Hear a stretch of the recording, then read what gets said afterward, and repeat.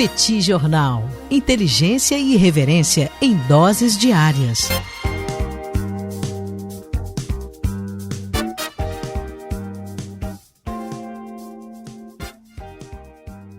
Olá, gente. Bem-vindos, bem-vindas ao Petit Jornal. Esse é o bate-papo número 969.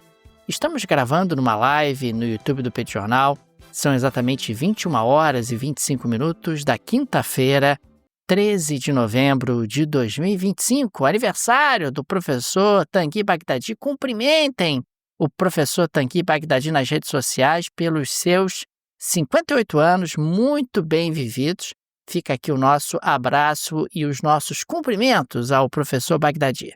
Temos o professor Bagdadi, como eu disse há pouco, e temos também Daniel Souza, que é esse que vos fala. Ao longo dos próximos minutos, vamos repercutir os principais acontecimentos internacionais das últimas horas. Esse é o Petit Jornal no bate-papo 969. Como vai, senhor Bagdadi? Tudo bem? Vamos a isso?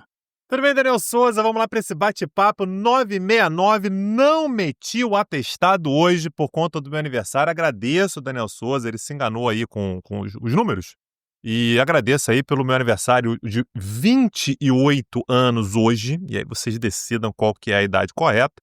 Muito obrigado a todos que nos acompanham, a todos que estão me dando parabéns aqui no chat do YouTube, todo mundo que se lembrou de mim no dia de hoje. Deixo aqui as super boas-vindas a todo mundo que está no YouTube, todo mundo que está no podcast.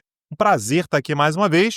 E, Daniel Souza, eu queria começar o nosso episódio de hoje como uma espécie de breaking news, né? Assim, uma coisa que aconteceu alguns minutos antes da gente começar a live e que não me parece que seja uma grande novidade, mas que pode vir a ser em breve.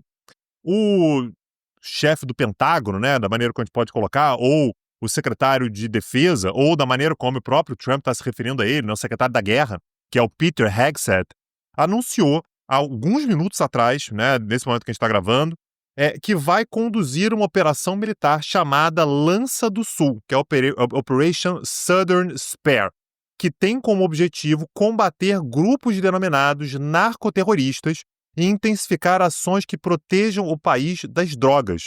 Essa declaração foi feita pelo X, né, pelo antigo Twitter, há alguns minutos, e essa operação ela vai ser conduzida, né, pelo Comando Militar do Sul. A gente chegou a comentar no último episódio que os Estados Unidos tinham movimentado exatamente para aquela região o maior porta-aviões do mundo, né, o USS Gerald Ford.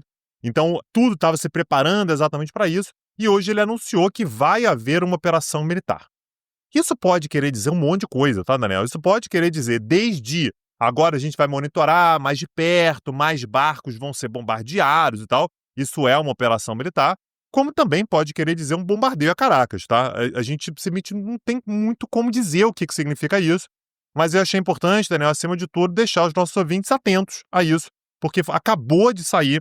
É possível que nos próximos dias a gente tente entender um pouco melhor o que significa exatamente esse anúncio.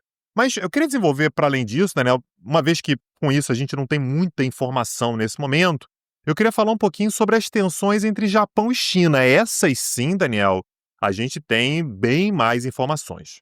Nós tivemos, Daniel, por parte da primeira-ministra japonesa, né, que assumiu há pouco tempo, a Sanai Takaichi, declarações bastante fortes relacionadas a Taiwan. Ela falou sobre isso na sexta-feira da semana passada, na sexta-feira, dia 7, e ela comentou que uma intervenção militar chinesa a Taiwan poderia exigir uma ação militar japonesa, caso os Estados Unidos, que são um aliado do Japão, fossem atacados ao tentar eventualmente romper um bloqueio chinês. Então, basicamente, o que ela está dizendo é, se a China fizer alguma coisa contra Taiwan e os Estados Unidos entrarem na jogada, o Japão vai entrar também. Um ataque chinês a Taiwan, na visão dela, poderia representar uma situação de ameaça à sobrevivência japonesa e desencadear uma possível resposta militar de Tóquio.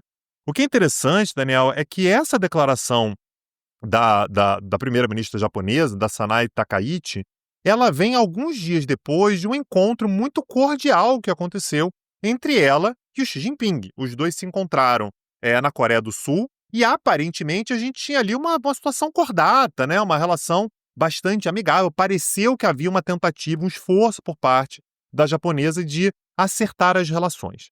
Ao longo da semana, né, ao longo dos últimos dias, a gente teve uma China que se mostrou claramente incomodada, não dava para imaginar nada diferente, e hoje nós tivemos uma declaração do porta-voz do Ministério das Relações Exteriores da China, o Lin Jian.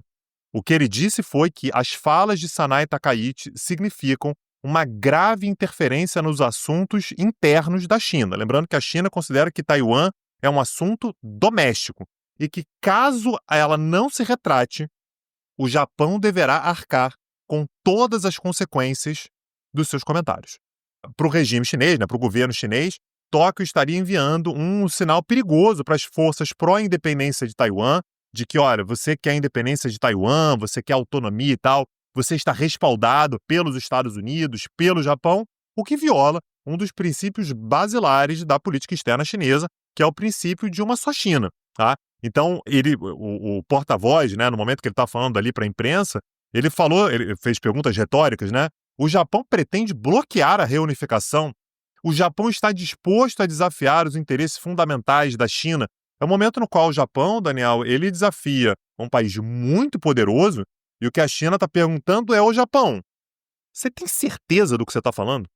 Você tem certeza? Porque assim, os Estados Unidos estão lá do outro lado do mundo. Os Estados Unidos estão longe pra caramba. Os Estados Unidos, o presidente é o Trump, que a gente, não sabe se tá muito afim de arrumar treta aí do outro lado do planeta. Eu não. Eu tô aqui do seu lado. Então, a lógica chinesa foi: olha, Japão, é melhor você dar uma recuada aí, porque isso aqui pode se tornar algo muito ruim para a nossa relação, no momento no qual os dois estavam até ensaiando uma certa aproximação, né? Será que dá para a gente conviver no momento aí de tarifas e tudo? Mas é importante a gente acompanhar, né, qual vai ser a reação do governo japonês. Me parece que o governo japonês não vai recuar, não deve recuar, mas tem que saber se vai rolar algum tipo de medida de conciliação, alguém botando panos quentes, porque de fato a gente teve uma elevação do nível de tensão entre Japão e China que a gente já não via há algum tempo, Daniel. E é um movimento, no mínimo, perigoso para o Japão, ainda mais dentro de um contexto onde o país tem aí um novo governo que está se estruturando e tem tido, sem dúvida, tensões que levam aí a preocupações existenciais do Japão numa região que não é exatamente uma região tão amigável aos japoneses. E só fazendo um registro rápido, Tanguy, em relação ao comentário, à informação que você trouxe em relação à Venezuela, me parece que talvez esse anúncio do Hexet tenha por finalidade desviar o foco do Epstein, que na prática se tornou aí um tema incontornável no noticiário dos Estados Unidos nas últimas horas, e-mails do Epstein, do falecido Epstein, que sugeririam que Donald Trump sabia exatamente o que acontecia. O Epstein que acabou sendo ali preso por chefiar uma rede de pedofilia, uma rede de prostituição, etc. Isso acabava também sendo utilizado como mecanismo de tráfico de influência e como barganha de poder. É um tema super embaraçoso para o Donald Trump e não seria impossível que o governo dos Estados Unidos utilizasse aí uma manobra na Venezuela com o objetivo de mudar o tópico principal do noticiário nos Estados Unidos. Aliás, Tanguy, ainda falando sobre Estados Unidos, o Donald Trump sancionou o projeto de lei aprovado pelo Congresso que encerra o shutdown de 43 dias, o mais longo da história dos Estados Unidos. A votação na Câmara foi de 222 contra 209, então o projeto acabou sendo aprovado pela maioria. Só 2 republicanos votaram contra e 6 democratas votaram a favor. O shutdown começou porque não houve acordo sobre o orçamento federal. No centro do conflito entre republicanos e democratas estava a extensão de programas de assistência médica exigida pelos democratas. Os republicanos se recusaram a incluir a medida no projeto, mas aceitaram discutir o tema em dezembro separadamente. A votação no Senado tinha sido 60-40 e a Câmara acabou sendo convocada de emergência durante o recesso. Alguns deputados, inclusive, enfrentaram atrasos por conta do caos aéreo que o shutdown acabou provocando. O governo volta a operar plenamente em poucos dias. está permitido o pagamento de salários atrasados aos servidores, a reativação de serviços públicos e alívios para famílias de baixa renda que voltam a ser pagos. O setor aéreo deve levar mais tempo para normalizar devido à falta de pessoal. E é importante registrar que essa lei que foi aprovada garante o financiamento do governo até 30 de janeiro de 2026. Ou seja, é um refresco, mas não é um refresco tão longo assim.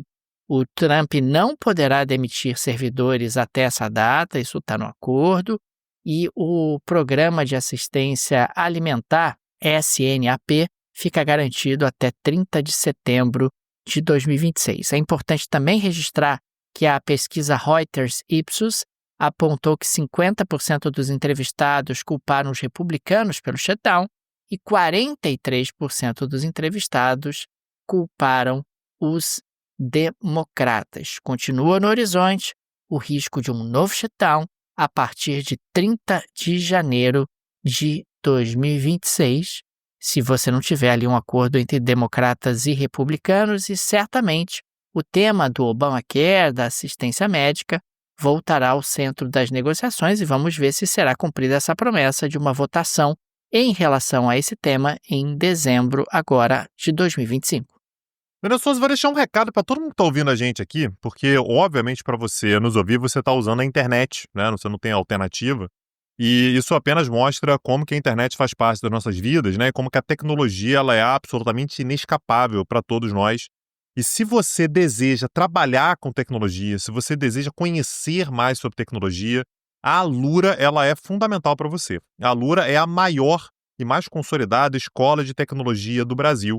E aí, Daniel, tem a super chance desse mês de novembro agora, que é a Black November, porque ela está vindo agora com descontos de até 50%.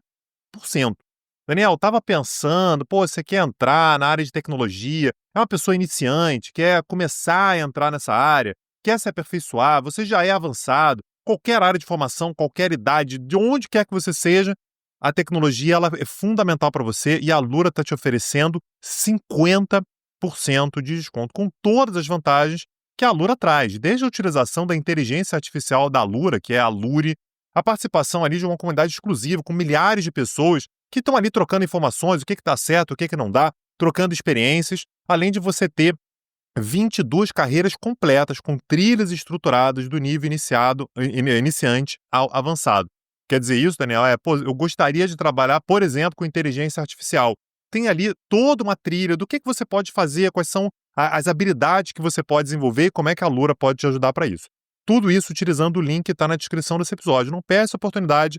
Black November com até 50% de desconto só para o ouvinte do Petit Jornal, utilizando o link que está na descrição desse episódio. Tanguy, eu uso a plataforma da Alura e eu sou absolutamente encantado com o trabalho deles. É a maior escola de tecnologia do Brasil e é fascinante você aprender conhecimentos na área de tecnologia, ter um letramento tecnológico. Qualquer profissional em qualquer área precisa desse tipo de conhecimento. O próprio Petit Jornal é um reflexo dessa adaptação que a tecnologia proporcionou às nossas carreiras, na minha carreira, na carreira do professor Tanguy Bagdadi. Então vale super a pena, conheçam o trabalho da Alura, link no descritivo, condições especiais, ainda mais especiais nesse mês de novembro para os amigos e amigas do Petit Jornal. Daniel Souza, eu queria falar um pouquinho sobre a Alemanha, porque a gente sabe que a Europa está passando por uma situação absolutamente sui generis, né? Na qual a gente tem um continente que se vê ameaçada depois de muito tempo por questões militares, ameaçada pela Rússia e se vendo meio abandonada pelos Estados Unidos, né? Os europeus estão com zero confiança de que os Estados Unidos vão oferecer alguma assistência caso eles precisem. Você tem um aumento do gasto militar, o que deve ser uma bomba do ponto de vista das contas públicas, né? Enfim, então a situação de segurança da Europa, ela voltou muitas casas, né? Ela voltou para um cenário que a Europa já não imaginava que voltaria a viver depois de tanto tempo. A ponto de a Alemanha, Daniel, esses dias agora, voltar a falar sobre o serviço militar, que é voluntário, mas pode acabar se tornando obrigatório, caso seja necessário. A discussão que estava sendo feita na Alemanha, Daniel, era exatamente sobre o que a gente faz com o serviço militar, que foi abolido, né? Pelo menos não é mais obrigatório desde o ano de 2011. As Forças Armadas alemãs, elas são 100% profissionais, não tem mais alistamento militar obrigatório. A partir do ano de 2026, no entanto, isso vai mudar um pouco. Por quê?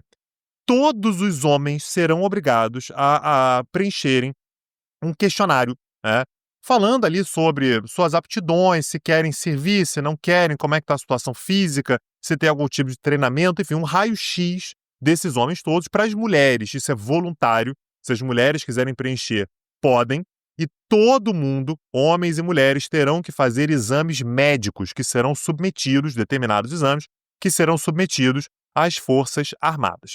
E a ideia é, pessoas que queiram servir vão ser muito bem-vindas. Ótimo, você pode servir. Caso você não tenha um número mínimo de alistados, o governo alemão pode, eventualmente, aliás, quem pode fazer isso é o parlamento alemão, pode acionar uma cláusula de recrutamento obrigatório. Isso poderia ser por meio de sorteio, tá? Então, a princípio, será por meio de sorteio, desde que você não consiga atingir o número mínimo necessário de soldados alistados.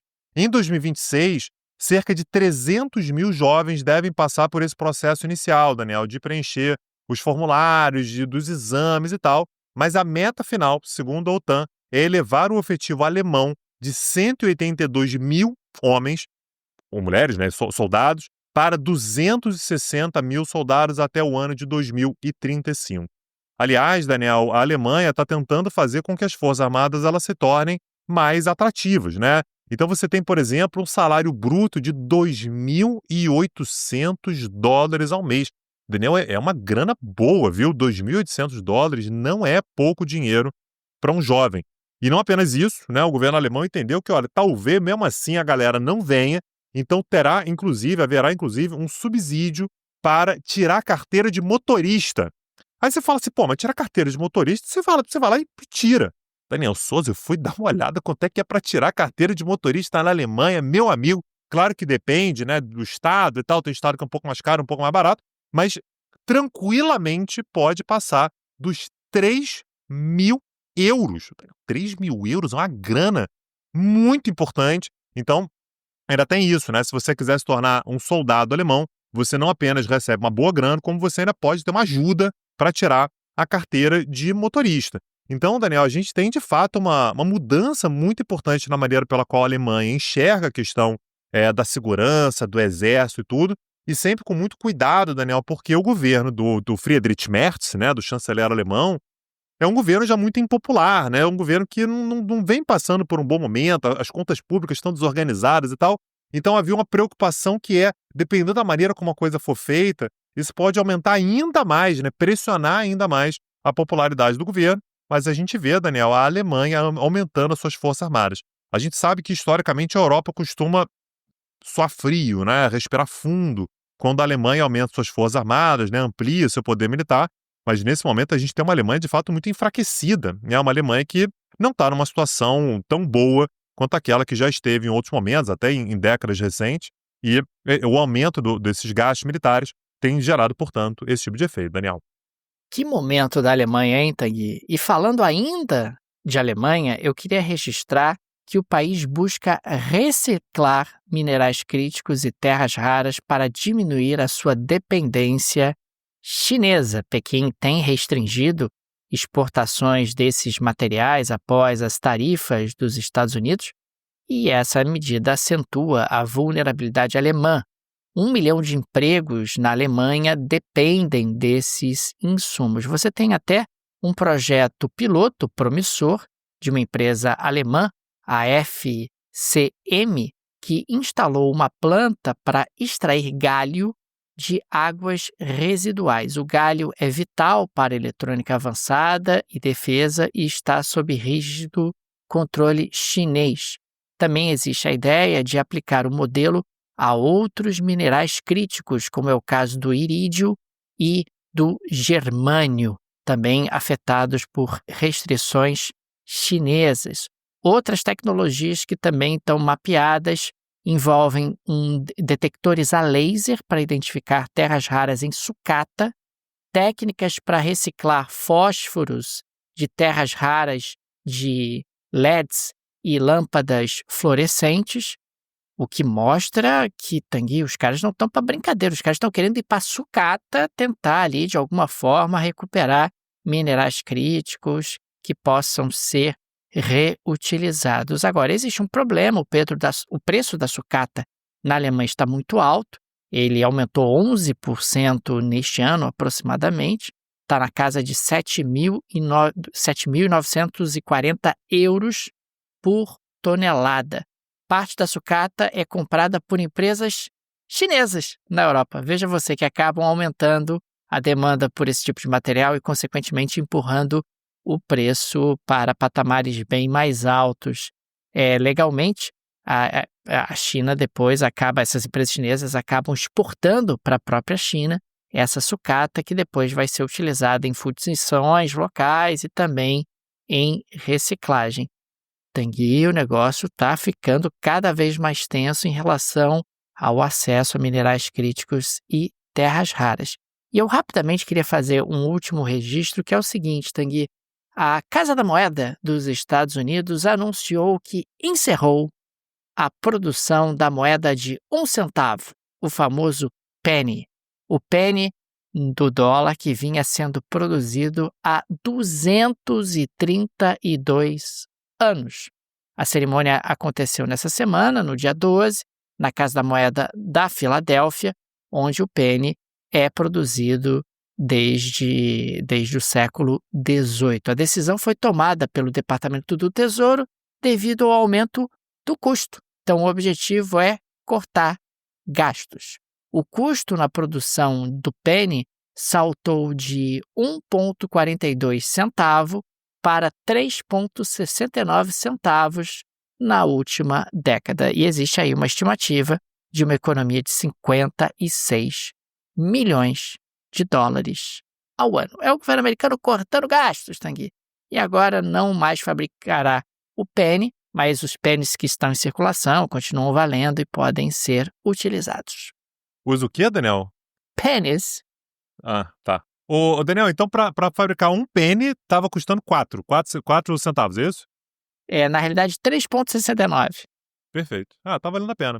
Ô, Daniel Souza, eu quero trazer uma outra pauta bem mais pesada, né? Mas eu acho importante a gente trazer aqui, que é o Ministério Público de Milão, que abriu uma investigação sobre os relatos de que italianos, aliás, não apenas italianos, mas naturalmente o escopo, né, do Ministério Público de Milão é relacionado aos italianos, viajavam para a Bósnia nos anos 1990 para participar do que está sendo chamado de safaris humanos.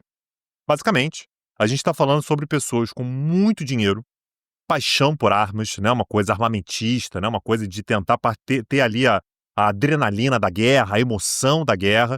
A gente está falando sobre italianos, mas também russos, cidadãos dos Estados Unidos, né, e de outros lugares, aí a gente não tem tantos outros detalhes assim, que iam para a Bósnia, para basicamente acampamentos sérvios que estavam ali sitiando a cidade de Sarajevo, né, uma cidade de maioria bósnia que estava sendo cercada pelos sérvios, para utilizar suas armas para matar civis.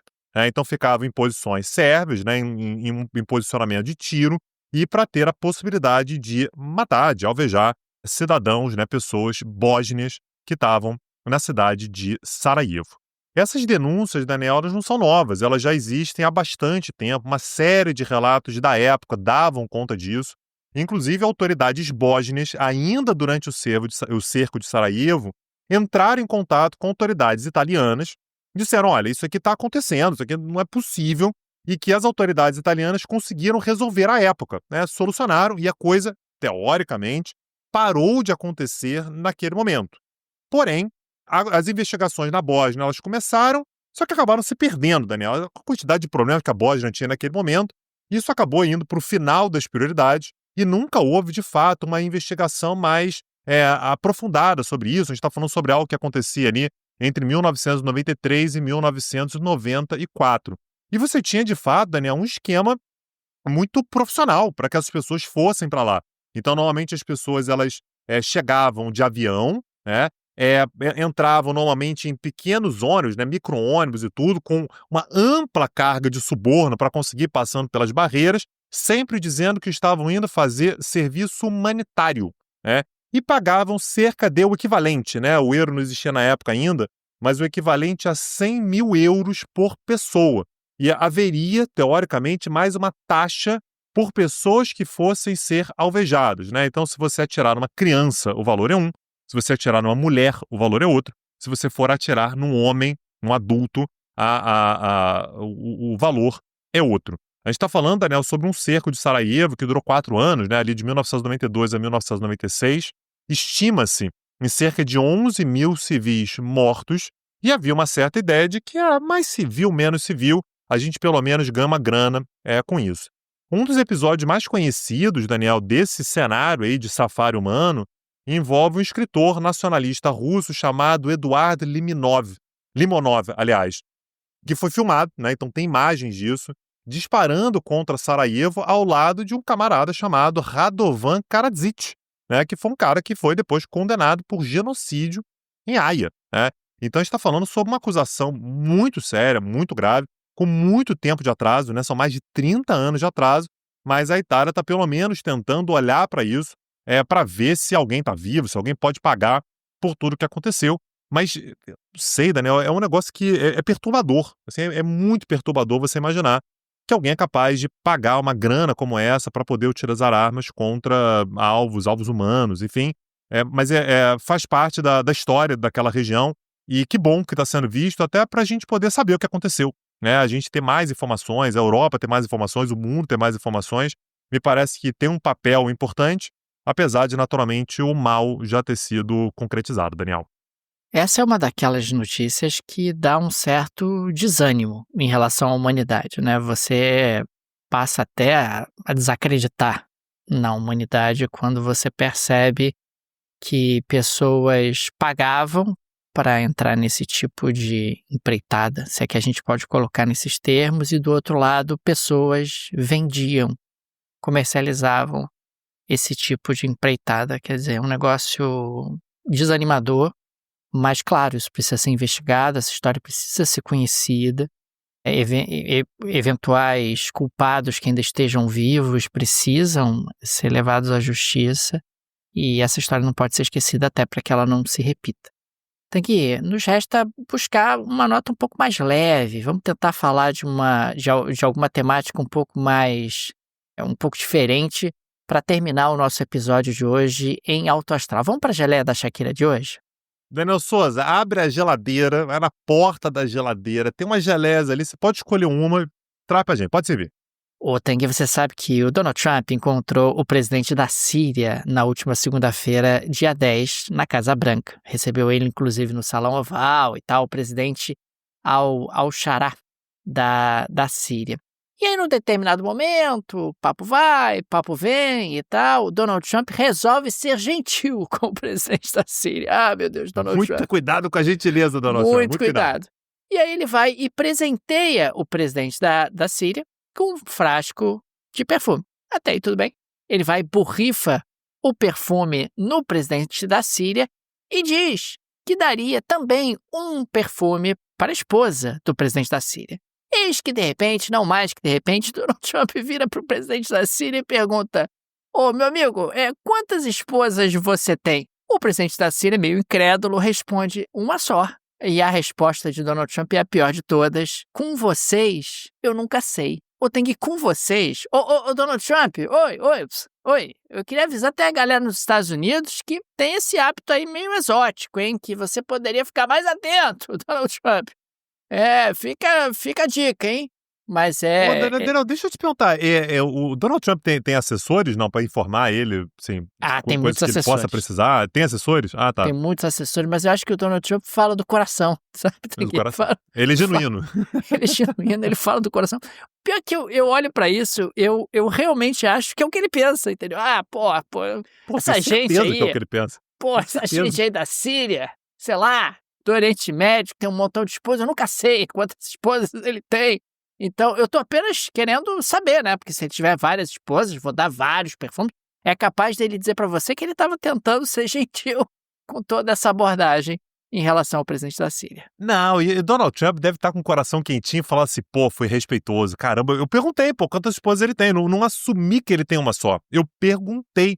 Olha que homem evoluído, né? Então fica um abraço para Donald Trump com toda a sua sensibilidade, né, na diplomacia. Daniel Souza, você sabia que tem gente que está pensando em assinar Peticursos essa semana agora?